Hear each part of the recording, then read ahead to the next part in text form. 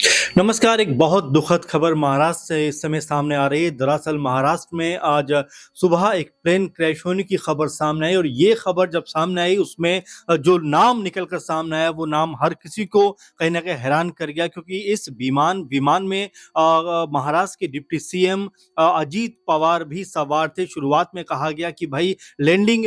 होने के वक़्त कह सकते हैं कि ये हादसा हुआ और इसको लेकर तमाम तरह की खबर सामने आई। कोई कह रहा था कि इसमें 3 लोग घायल हैं, कोई इसमें 5 लोग घायल होने की बात कर रहा था। लेकिन अब इसको लेकर एक बहुत बड़ी अपडेट सामने आ रही है। दरअसल डीजीसीए ने पुष्टि करते हुए कहा है कि इसमें सवार 6 लोगों की मौत हो गई है, निधन हो गया। इसमें अजीत पवार का भी नाम सामने आ रहा है। दरअसल ये बहुत बड़ी अपने आप में खबर है, क्योंकि डिप्टी सीएम है अजीत पवार महाराष्ट्र के, उनका इस तरह से निधन होना और इस तरह से उनका प्लेन क्रैश होना अपने आप में कई तरह की कहानियों को जन्म देता हुआ दिखाई पड़ता है। क्योंकि अहमदाबाद में जिस तरह से प्लेन क्रैश हुआ था उसके बाद भी क्या सुरक्षा को लेकर अभी भी कोई कोताही बरती गई, इसको लेकर फिलहाल जब जांच होगी तमाम तरह की, जब कह सकते हैं इसको लेकर जब छानबीन होगी बहुत सारी बातें सामने आएंगी। लेकिन अभी फिलहाल जो खबर सामने आ रही है बेहद दर्दनाक दुखद खबर है कि अजीत पवार महाराष्ट्र के डिप्टी सीएम उनका निधन हो गया है। फिलहाल अभी प्रतिक्रियाओं का दौर आना बाकी है, लेकिन कहा जा रहा था कि अजीत पवार बारामती में एक कार्यक्रम के लिए जा रहे थे और जब उनका जो विमान था वो लैंड कर रहा था, यानी लैंडिंग प्रोसेस में था, उस वक्त ये हादसा होता हुआ दिखाई पड़ा, जिसमें सवार तकरीबन जो अभी तक खबर आ रही है, हालांकि अभी डीजीसीए की तरफ से कहा जा रहा है कि इसमें सवार सभी 6 लोगों की मौत हो गई है। अभी भी इसको लेकर कुछ-कुछ बातें सामने ज़रूर आएँगी कि किस तरह से लैंडिंग हो रही थी, क्या मौसम वहाँ पर खराब था, क्या कोई तकनीकी खराबी थी। अभी कई तरह के प्रोसेस इस तरह के अभी ज़रूर सामने आएँगे जब जाँच इसको लेकर होगी। लेकिन फिलहाल जिस तरह से ये खबर सामने आ रही है अपने आप में बेहद दुखद है, महाराष्ट्र की राजनीति के लिए भी और देश की राजनीति के लिए भी, क्योंकि अजीत पवार 4 से 5 बार के डिप्टी सीएम थे महाराष्ट्र के और कई कह सकते हैं कि तरह से वो हमेशा चर्चाओं में रहते थे। बीजेपी के साथ उनका गठबंधन था, लेकिन बीते अगर चुनावों की बात की जाए, जब निगम चुनाव हो रहे थे महाराष्ट्र में, उस वक्त कई जगह पर वो बीजेपी से अलग जाकर भी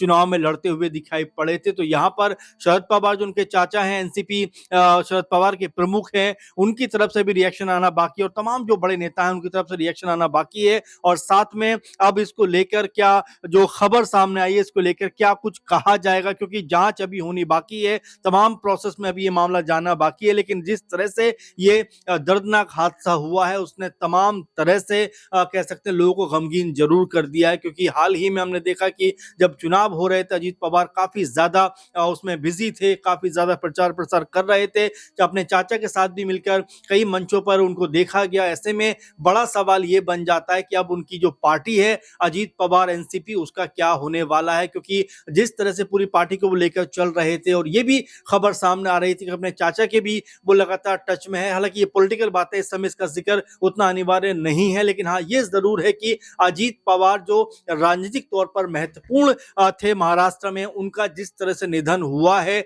अब इसको लेकर जो विमान क्रैश हुआ है उसको किस तरह से देखा जाएगा, क्या वाकई में तकनीकी खराबी वहां पर निकल कर सामने आएगी या जो प्रोसेस कह सकते हैं कि क्या मौसम की कोई गड़बड़ी वहां पर निकल कर सामने आएगी, यानी कि अब इसको लेकर जांच होती हुई दिखाई देगी। लेकिन जिस तरह से लगभग जो 6 लोगों की इसमें मौत हुई है वो अपने आप में बेहद शॉकिंग वाली खबर इस समय पूरे देश के लिए है, महाराष्ट्र की राजनीति के लिए है, क्योंकि जिस तरीके से अजीत पवार जो एक्टिव कह सकते हैं कि पॉलिटिशियन थे, इस समय उप मुख्यमंत्री थे महाराष्ट्र के, उनका जिस तरह से निधन हुआ है उसने अपने आप में कहीं ना कहीं एक बार फिर ये सवाल खड़े कर दिए हैं कि क्या वाकई में